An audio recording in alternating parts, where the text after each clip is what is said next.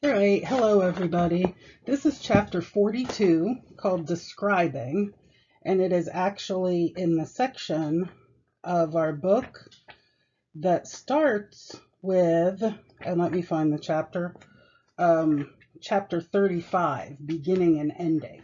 And we'll be going over more of these chapters as the next few weeks go on. These are all called strategies. This is part 6, page 373. You can find the page number of the book at the bottom. You can find the chapter number at the very top, right-hand corner. So this is chapter 42, Describing, because of course describing is a strategy that's often associated with and is necessary for writing a narrative. And your next paper is a literacy narrative. So what is describing in an essay? Describing indicates in writing what something looks like. It can also incorporate how something smells, feels, tastes, and sounds. So all 5 senses can be included. They won't necessarily all be included, of course, but certainly sight will be included for sure, and perhaps some of the others. Most genres will utilize description, but personal narratives always use description in some capacity. So I've actually talked about the 4 ideas that are in this slideshow earlier in one of the literacy narrative slideshows, I think part 2, but this is a little more detail, and I actually gave you some examples. This is something that I would probably have you do in class in groups if we were together, but I'm going to do it via lecture because that's the way we have to do it this semester. So the 4 ideas are detail, subjective description, objective description, and vantage point, as well as dominant impression. So if you put objective and subjective in one category, you have detail, description, vantage point, and dominant impression. So let's start with detail. Clarity is of utmost importance. Use details that help your audience imagine the subject. Details can replace the use of stereotypes, which should be avoided. And all 5 senses, like I mentioned in the last slide, help readers imagine the sensations that help with the audience's awareness and understanding of your paper. So here's an example of use of detail from one of the essays that you were supposed to read for this week, and still have time to read, of course, if you're behind in your reading. Se habla español. I actually want to tell you what page this is on as well, just in case you're looking at this before you get to reading these literacy narratives. This literacy narrative is on page 693. It's an extra literacy narrative. It's a reading at the back of the book. I always assign at least one of those, maybe more than one, depending on which genre we're working in. So anyway, this is from that essay. Barrientos writes, "My vocabulary built quickly, but when I spoke, my tongue felt thick inside my mouth, and if I needed to deal with anything in the future or the past, I was sunk.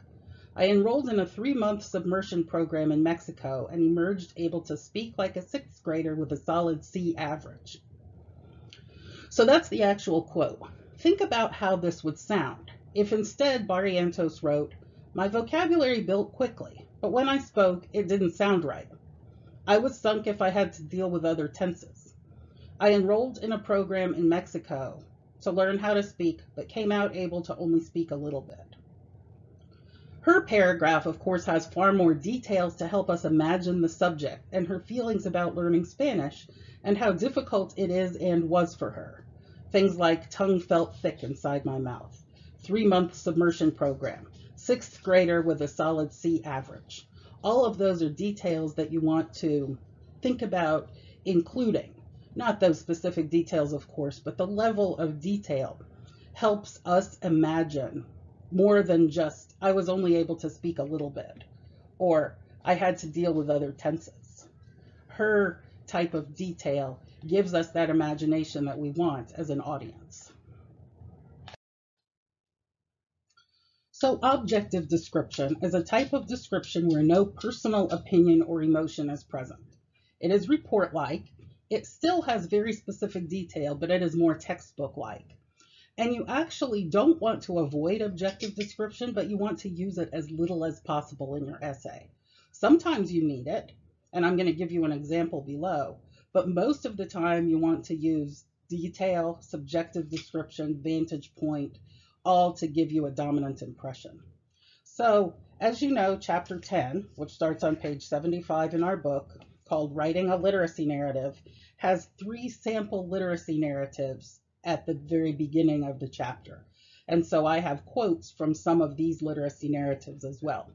This is an example of objective description from the essay called Automotive Literacy, which is written by a student for a course. There will always be student-authored essays throughout the book, so that gives you a sense of what a very good student-written essay looks like. There are also, of course, professionally written essays. So here's the sample.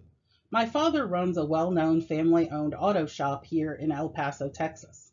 I come from a family of 5, which consists of me, 2 older brothers, and my parents. My father manages the place, while one of my brothers works as a mechanic in charge of most of the heavy labor, and the other spends all day standing by a state inspection machine making sure the cars can run safely on the streets of El Paso. My mother works as the shop's secretary, answering the phone and handling all paperwork. So here, the writer Caspi describes in report-like detail the family business and who does what. This is very objective description. It is not colored by her emotion. It's unnecessary for us to have emotion in this part, and she has purposely chosen to include this objective description because subjective description comes later in the essay. That's the most important part, is the experience that she had with the woman who came in with a complaint about the way her car was worked on, and the student author here, Anna Manella Caspi, couldn't help her. That's where she puts her subjective description. So this was objective description. Subjective description, on the other hand, allows the writer's opinion to shine through with lots of color. It includes adjectives, adverbs, phrases, and other diction meaning word choice and vocabulary, that help us imagine from the author's perspective their point and purpose. So another essay in this chapter, the Writing Literacy Narrative chapter, is by a professional writer and teacher and musician called Rebel Music. And here is his quote that I think is a great example of subjective description. It seems implausible now, but the Something Really Wild Mike held was not goth, metal, or punk. It was a neatly hand-labeled tape of Beethoven's Ninth Symphony. He put it on, and I listened. I think it was then I actually heard music for the first time. Was this the same Beethoven to whose sonata I had done such violence?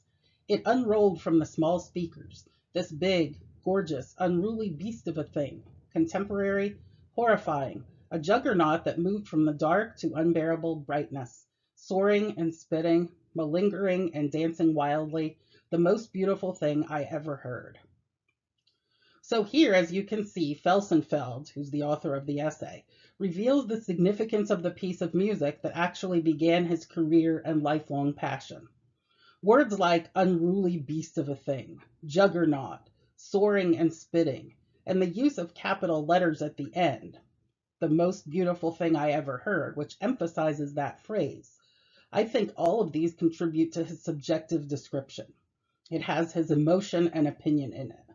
The very long sentence starting with "it unrolled," that is one sentence, has a lot of ing verbs that give it power and color.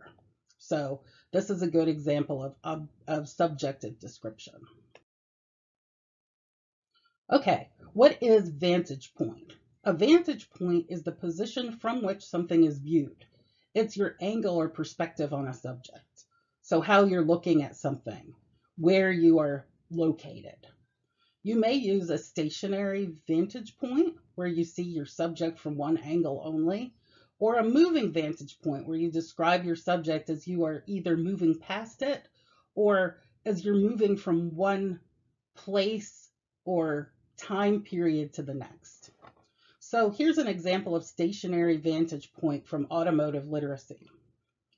The writer says, I stood there overwhelmed. I began to fidget and push my hair back nervously as I wished some knowledge would kick in. When I saw my dad walk in, I sighed with relief, explained the problem to him, and it was resolved. But standing in front of that woman like a deer caught in headlights was so embarrassing. So here, the author Casfee describes the moment her illiteracy in automotive literacy comes to her, all from the vantage point of the shop's waiting area. Remember, in the story, the woman walks in. She's the only one there. Casfee is the only one there to help her at the time. And she's in that stationary vantage point talking to her. And now here's an example of moving vantage point from Se Habla Español. When I was 7, my mother returned my older brother and me to elementary school 1 week after the school year had already begun. We'd been on vacation in Washington, D.C., visiting the Smithsonian, the Capitol, and the home of Edgar Allan Poe. In the Volkswagen on the way home, I'd memorized The Raven, and I would recite it with melodramatic flair to any poor soul duped into sitting through my performance. At the school's office, the registrar frowned when we arrived. You people, your children are always behind, and you have the nerve to bring them in late? So here, in this set of sentences, Barrientos uses a moving vantage point from Washington, D.C., and actually several places in Washington, D.C., the Smithsonian, the Capitol, the home of E.A. Poe, then to the school's registrar's office, to indicate how primarily white neighborhoods and people viewed people of Latin heritage when she grew up in the late 1960s. It's important to look at the date of when the authors lived and or wrote the essay. So you notice that Barrientos was born in 1960 when you see her little biography at the top. So we know she's about 7 years old. It says when I was 7. And so this is in 1967 when she's going back to school. So anyway, 2 different kinds of vantage point to think about as you're writing. And finally, we have dominant impression. So the dominant impression is the overall feeling the audience gets from your writing, what you wish to convey to them through details. As the chapter says, the dominant impression may be implied, or it may come from the details themselves. Using description of all kinds, detail, as mentioned, and vantage point, as mentioned in the prior slides, as well as figurative language, such as analogies, similes, etc., all creates the dominant impression. And that dominant impression occurs after you've read the essay, through the whole essay from beginning to end.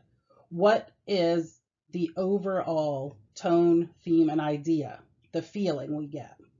So although it's hard to find a paragraph or a short segment to show a dominant impression because you have to read the whole essay, I did find one from this Right or Wrong Identity, the other of the 3 literacy narratives located in chapter 10. So this paragraph was, I think, toward the end. I don't know if I really wrote 30 books in kindergarten. It might have been 20 or 15 or 10 or 5. I might have made up that part about the special writing desk in Mrs. Meadows' old classroom. I don't know if God predestined me to write masterpieces, or if a teacher just casually mentioned that I wrote well and I completely overreacted to the compliment. Questioning my identity as the writer has led me to new levels of fear and uncertainty, but this questioning is not going to stop. So as we've seen throughout the essay, this paragraph added to the other paragraphs of description leads us to understand the dominant impression that we come away with and that's intended by the author, another student author called Emily Vallow, a sense of frustration, self-critique, and even confusion centered around her identity as a writer. That's what we're meant to feel. We're not meant to feel a sense of excitement or joy.